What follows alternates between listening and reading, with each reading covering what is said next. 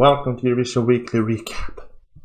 Anyway, we are still talking about Joost Klein and the incident because now apparently his lawyers is speaking out. I mean, I gotta say, this is like a reality show. I feel like, what season are we on? Season 15, episode 600 or something, because it feels like it's just dragging on. And now his lawyer is speaking out, and we have a lot to talk about. Anyway, the Netherlands Eurovision artist Joost Klein risks being prosecuted for illegal threats after his stay in Malmö. I have a thing to talk about Malmö too, because they are speaking out too. Now his lawyer is commenting on the incident. He denies crime. That's my Jennifer Coolidge impression. Oh God, he denies crime. Jan-Åke Felt says, I don't know, sorry.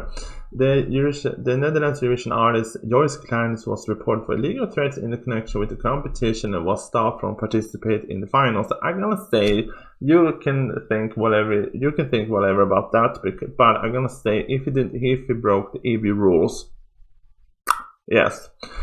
The police was previously stated that they used faster prosecution because they considered evidence to be good in combination with the facts that is not a more serious crime. Yeah, I mean, I think it is a pretty easy crime to talk about because there are so many witnesses and all of that. So I think I don't think he will get jail time. I think he's gonna get a fine and a slap on the finger and then go home. I think that is pretty much basically what he's gonna get. I think he's gonna get a fine and then a slap on the fingers and be like, yeah. And also, Joost Klein is performing in February. It is May 2024, and Joost Klein is performing in Sweden next year. Why are you performing so late, boo? I think if you were gonna perform in Sweden, you do it in August. You should do it this year, at least August, because then people actually. I think this is the moment you should be here in Sweden and perform in like a month or so. Anyway, where is that thing? And the lawyer Jan-Åke Felt says, as I understand, there was an agreement between him and the management.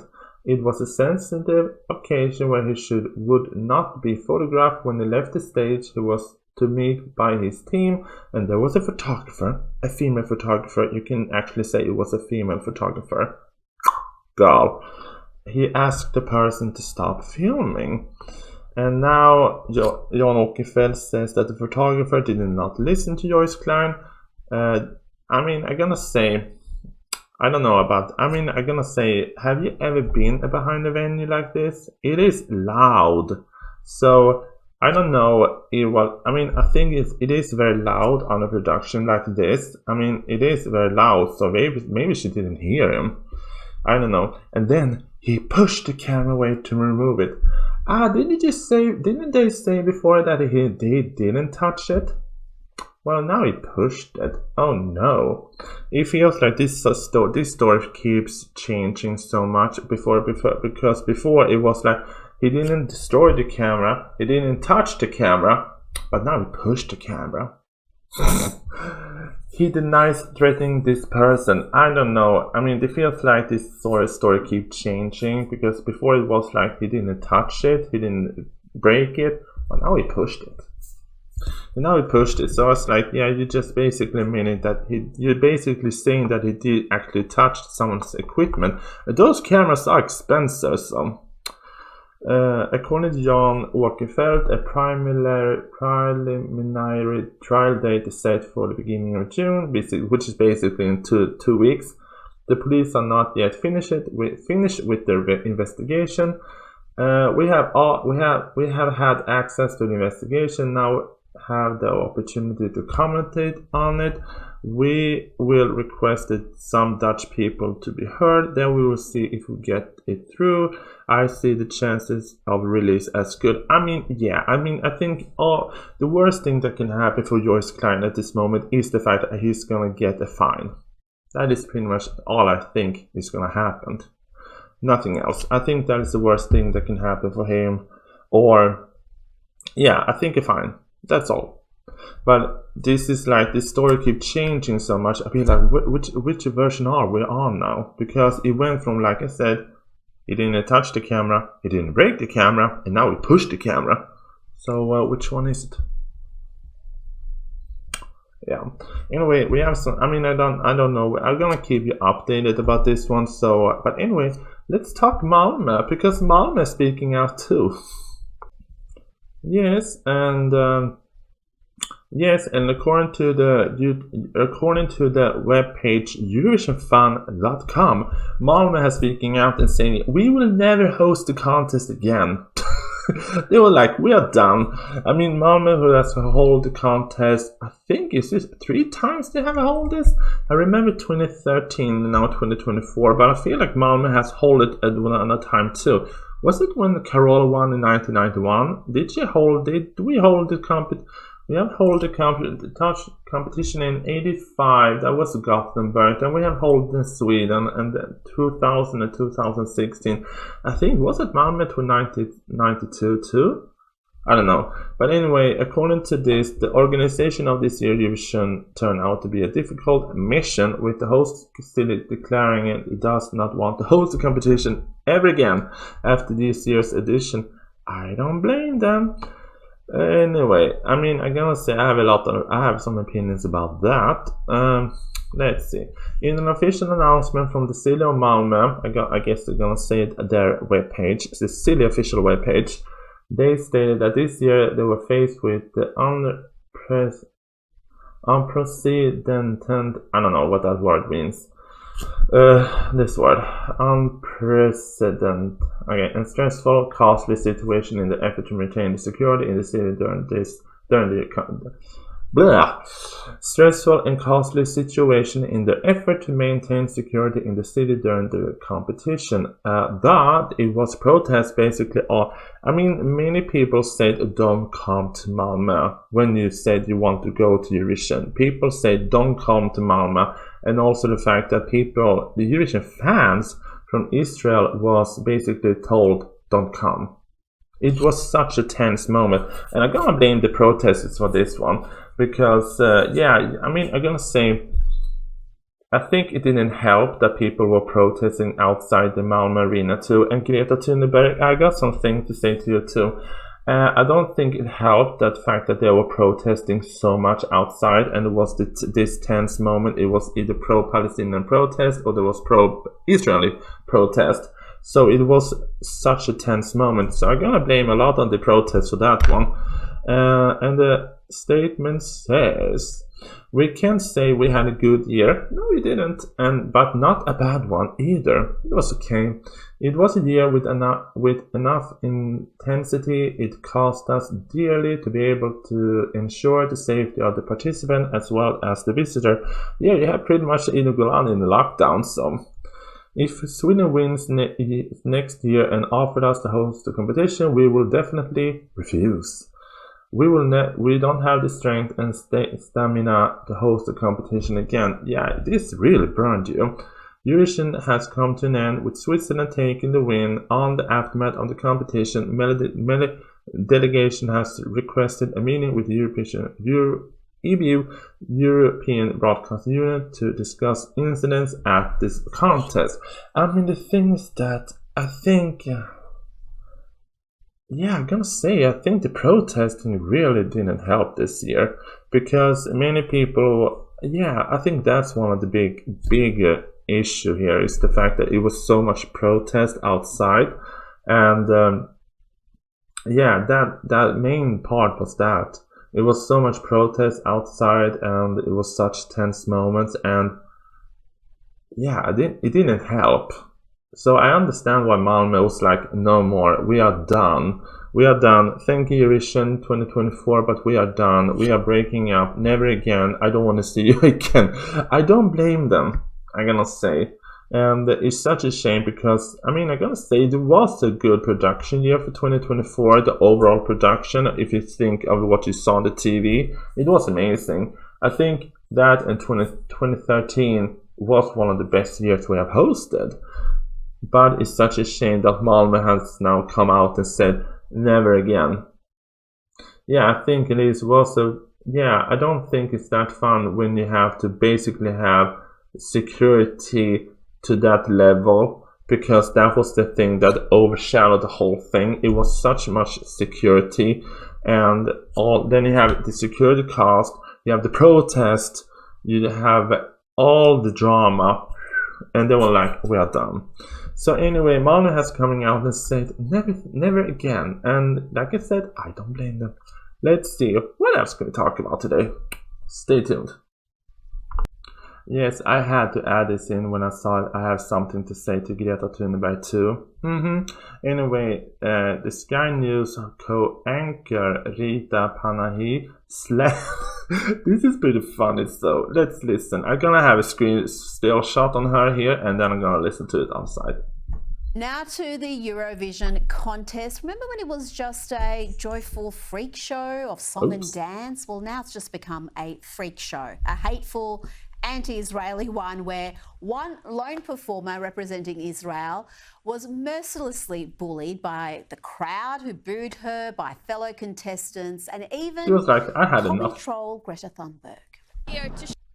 Yeah, Greta Thunberg was also, let's say, show that we think it is outrageous and inexcusable for Eurovision to let Israel participate while committing a genocide. You didn't mention October 7th. Girl, I mean, after I saw this, I was like, how much has Greta Thunberg's actions really hurt her mother's career? Because you know that her mother is Marlena Ahrman, who represented Sweden back in 2009, and she's an opera singer. And you know what she relies on? Reputation. And has her daughter damaged her career a little bit? Who knows? And that was the thought I had when I saw this. Yes, it's a song contest where Israel, a country that is currently committing a genocide in Gaza, are allowed to compete. Girl, then I have to address this then. Well, how about Azerbaijan? Did you even bother to mention that Azerbaijan has done some bad things against Armenia? No, you cannot say that. Or do people want Russia back? You know that Russia invaded Georgia back in 2008? No, we cannot talk about that either. Girl, no. I mean, no offense to Greta Thunberg, but she went from from an environment activist, you were like, okay, to she's basically a meme now. To me, she gets arrested so many times now. I've lost. I don't take her seriously anymore. And the thing is that also with her as an environmental activist, I'm gonna say this: you can use your power to do better things than doing this. Because I was like, look at Mr. Beast on YouTube. What he did wells. He provided 100 water thingies in Africa. What have you done besides sitting on roads and blockade? Do something good with your platform. You have over, I think, is it 1.5 million or 14 million followers on Instagram? You have a platform. Do something better than do this. Yeah, that is a very clear example that does say that when a country accepts in a way that, when a country behaves in a way that is unacceptable, then Eurovision excludes them. So why not Israel? She really is a miserable little doom goblin, isn't she? And how wonderful to see her. That's such a read. That is such a read. Go from climate expert to Middle East expert, and she really believes she's saving the world by encouraging kids to waste their lives, getting themselves arrested, this time for trying to stop a woman singing. I think they should be everywhere, and once again, young people are leading the way, showing the world how we should react to this. Well, how we should react? Yeah, getting arrested like you always do. And here they are showing a clip when she's getting taken away again. But it wasn't just... And I think she has been in court also. But I mean, I was like, this is the thing with Greta Thunberg to me. I'm gonna say, in the beginning, I was like, okay, this young activist coming up, speaking out to governments around the world. She was basically everywhere. But it went from that to getting arrested all the time. I was like, girl, do something better with your platform than getting arrested. Maybe help people. Greta, the Israeli performer Eden Golan, was also bullied by other contestants, including this 30-something child representing Greece, pretending to fall asleep when media asked Eden a question. Very happy. Yeah, that is pretty much why I lost respect for Marietta Sati from Greece. When he behaves like this. When you see that, oh my god. Wake up, girl. How do you feel after reaching the final when the situation in Israel, you know how it is? Well, I feel I'm so overwhelmed with emotions. It's truly such an honor to be here on stage. And among the most virulent anti-Israel performers was the non-binary witch Bambi Thug. By the way, that is not me having a go at her, that's how she describes herself.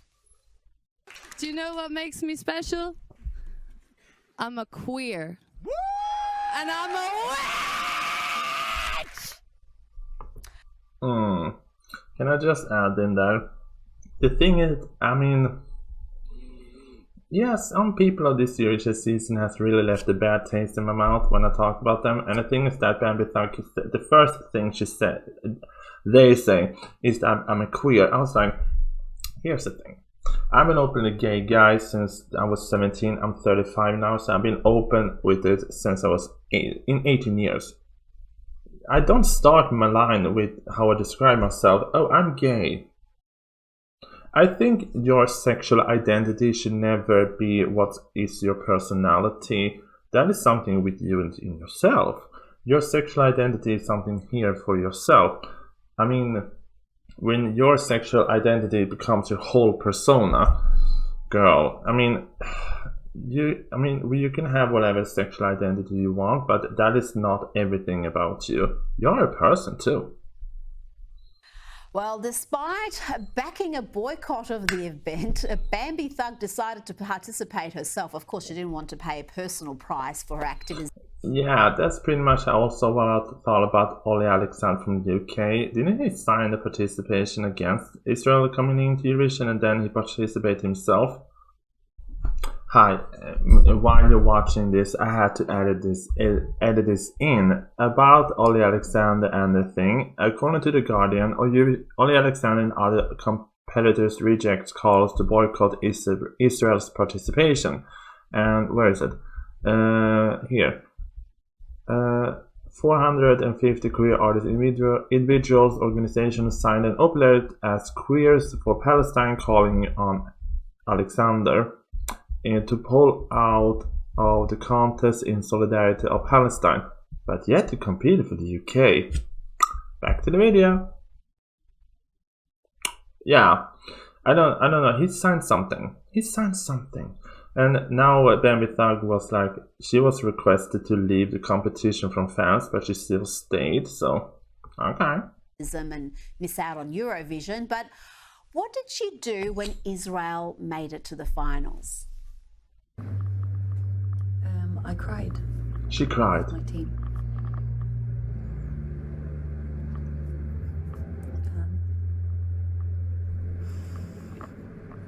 Oh, the drama. Yes, there were tears from that lefty, but there was also demented joy. I guess that's what this is.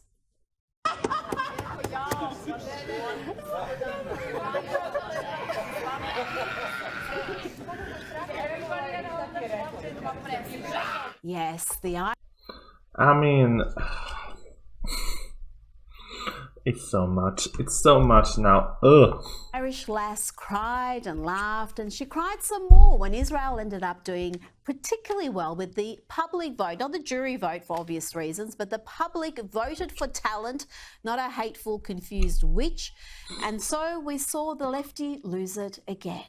I don't even care anymore. The thing that makes this as contestants, the community behind it, the love and the power and the support of all of us is what is making change. And the world has spoken. The queers are coming. Non-binaries. And the world did speak and backed the Israeli performer who got the maximum 12 votes from the public from countries such as Australia, Belgium, Finland, France, Germany, Spain, Sweden, UK, Portugal, Switzerland, Italy. The list goes on. But the jury votes did not go to Israel. No, we pretty much admitted that. Shamefully, Australia's jury votes went to the demonic crybaby witch.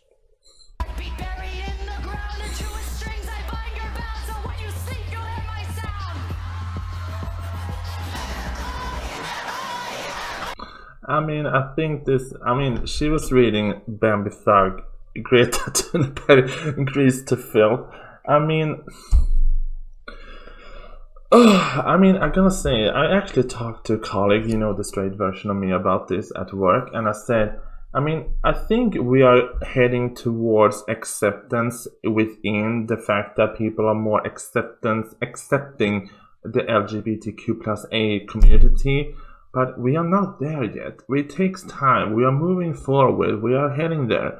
I think we did more in 2014, and then we went back a little bit, and now we're just pushing forward again.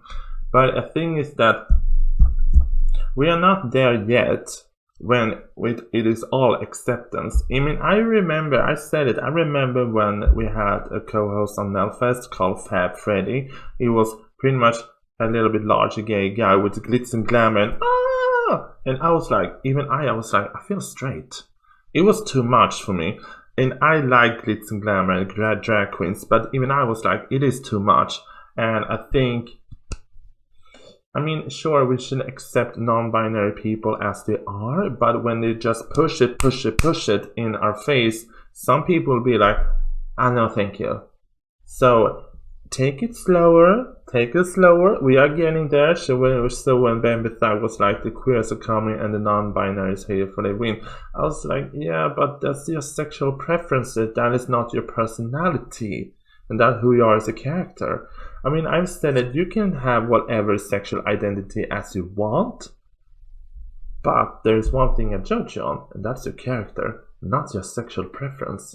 So I don't see why it's such the big deal. It is a big deal, but I don't know why we're making it the number one deal that you're queer, non-binary, and I think it is that you're a decent person. Maybe I'm just deep rich now, but anyway, I just added it. I wanted to add this in because this host on Australia Sky News, she was reading Bambi Thug and Greta Thunberg to filth. So anyway, next story, shall we?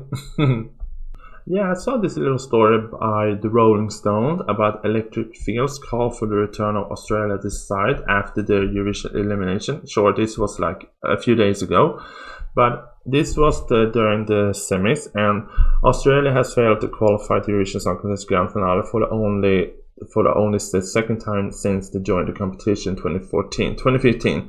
So this story was a few days ago, but we can talk about it. Australia's 2024 Eurovision Act elected field that say that they support the return of the national selection competition after the campaign came to an end. Many people have actually said that. I think Alicia Michelle was one of them. I usually see her videos once or twice, and she was like, where's the budget for Australia? Where is the budget? Because they came in so strong in 2015. I think it came top 10 2015, and then it came second or third. Yeah, second in 2016, and then went. I was like, where's the budget for this? Anyway, the duo internet selected by the broadcaster SBS failed to qualify to semifinal 1 of the contest on Tuesday. This is like a week ago, despite the losing performance of the song One Blood, One Mikali. I love that song still. I think it was a great song. I think it is the fact that the staging was not but they were actually so close. It is only the second time Australia has failed to qualify the Eurovision Grand Finale since joining the contest almost 10 years ago. Yeah, they have delivered us great entries since 2015.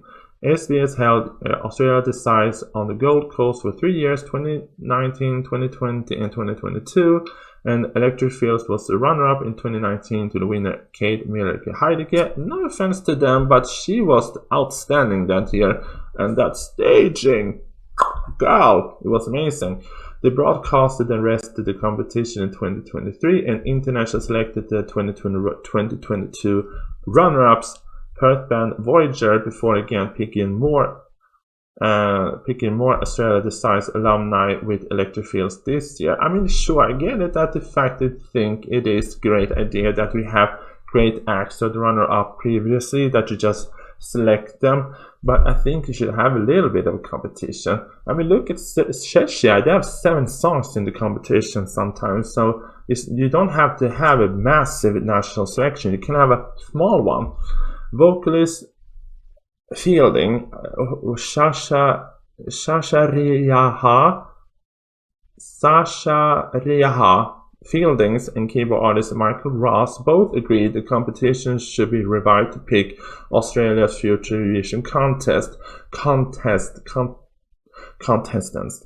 Yes, I think they should actually go back to the national selection of Australia Decides, because it was a very good national selection. It is very cool. It's like a mini Eurovision. Yeah, I'm gonna say Ross told Australian media following the duo's elimination last Tuesday, "I don't know why it went away, but it was a wonderful experience and it offered an opportunity for a lot of an up-and-coming artists to get a platform. But I'm glad we didn't have to do it this year because we're far too busy." And also, I didn't know the fact that the singer from Cyprus has little bit of an Australian touch in her, so I was like, okay. But I'm gonna say, yeah, I can actually agree with them that they think they should have this national selection for an up-and-coming artist, because literally that is what I said about Melfest. You can be an up-and-coming artist, but if you get that song that actually nails it, you can have a lifetime career. I mean, look at Anna Book. She had one song in the 80s and she has like going on that song for 40 years, ABC. And we have several artists that build a career going through Melfest. They participate in 1, 2, 3 times and then have a solid career because they are basically on every summer tour. So I can agree with them to get about that up and coming artist gets the platform. I agree on that one. So yeah, Australia, please come back to 2025, but keep the national selection. We want that. Next story.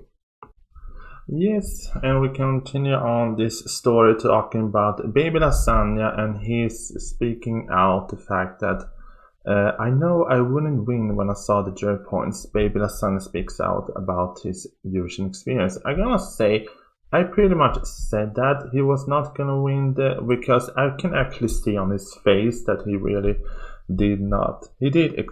I think when you watch the finals, you saw it on his face that he was not going to win. One of you will be the winner. I mean, I think he knew he was going to lose this one because when you read his face. Switzerland.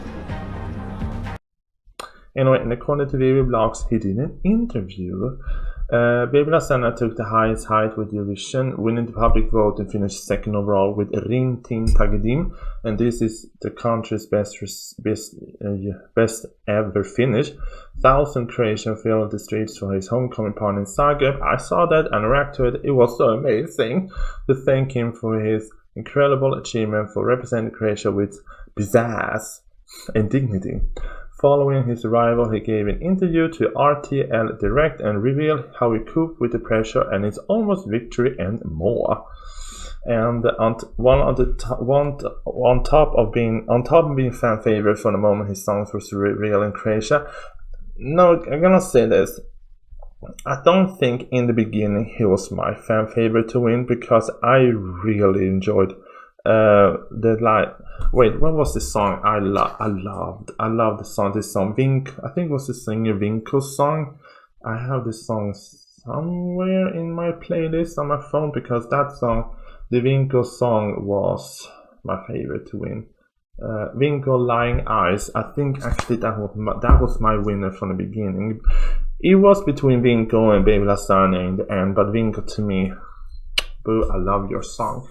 Anyway, Baby Lasagna was also the bookie's heavy favorite to win. I mean, I'm gonna say not really. I know they are saying this Vivi Blogs, but I'm gonna say that it was very like up and down for Baby Lasagna. It was like, here, it was very it went like this. It was a close year, like I said. Hype continuing on to build going into the finals. That's the thing with this, because I think he took this better this loss than Kerja did last year, I think. But when the jury points start rolling in for Switzerland, I think did you watch the horrific jury performance from France? I think I need to add it in. La même fin qui recommence, tu n'entends pas ma peine. On en fait quoi? Because I think that really destroys France's chances to win. But Nemo received 12 points from 20 of the 37 participating countries. Baby Lasagna knew he had no chance to win. Yeah, you can read it all over his face. But he isn't bitter about it. In fact, he was overwhelmed by his mass public vote and the love the audience gave him in the arena. On top of that, he stressed that the Swiss song was phenomenal and expressed his admiration for Nemo. When asked who he would give 12 points if he were a jury member, Baby Lasagna answered without hesitations, Latvia's Dance with Hollow. Aww. Honey bun. I mean, and also when asked if he plans to represent Croatia again and compete in the national selection Dora, Mr. Lasagna said he don't plan to return as in the content. Maybe one day he'll consider coming back as a songwriter. Yes. Anyway, and apparently he's planning. I mean, you can pause here if you want to read the rest, but I'm gonna say he's also planning a European tour for 2023. And he is also having the international performance in Amsterdam, Madrid, and London coming up. So his summer is busy. He's busy, and his summer schedule is filled with gigs in various cities across Croatia. I mean, I'm gonna say milk the moment. You're this year's Kerja. Kerja had a sold-out tour in Finland. You should do the same. And anyway, is there more in this article? Yeah, I mean, I'm gonna say, I think he handled this very well. So he pretty much knew he was not gonna win. I mean, like I said, you can read it all over his face, and he speaks out, and this man seems such a sweetheart and down to earth. And also I saw the article, he was donating I think the city was offering him money, and they took the money and gave it to charity. So peace, love. Thank you so much for that. I mean, Baby Lasagna is such a sweetheart, and I'm gonna say, this year, when people have asked me this week who I think if this was the correct winner, I've said the same thing all the time. It was between three countries. It was between Switzerland, Croatia, or France. It was those three countries. I was like, I would be happy with either three. And Switzerland won, and Croatia did the best ever. I'm gonna say, I think this might spark the fire a little bit in Dora 23 that it actually has as the runner-up performance to go into if they return. I hope they return for 2025, but who knows. But anyway, thank you so much for watching this video with me today. We have a lot to talk about, and Baby Lasagna, I thought we would end on a very nice high note. So thank you so much for this, and if you have anything to comment, you can always reach out to me on Instagram. Tell me something you think I should talk about in my next video or something like that. The comment section is also free to discuss this with.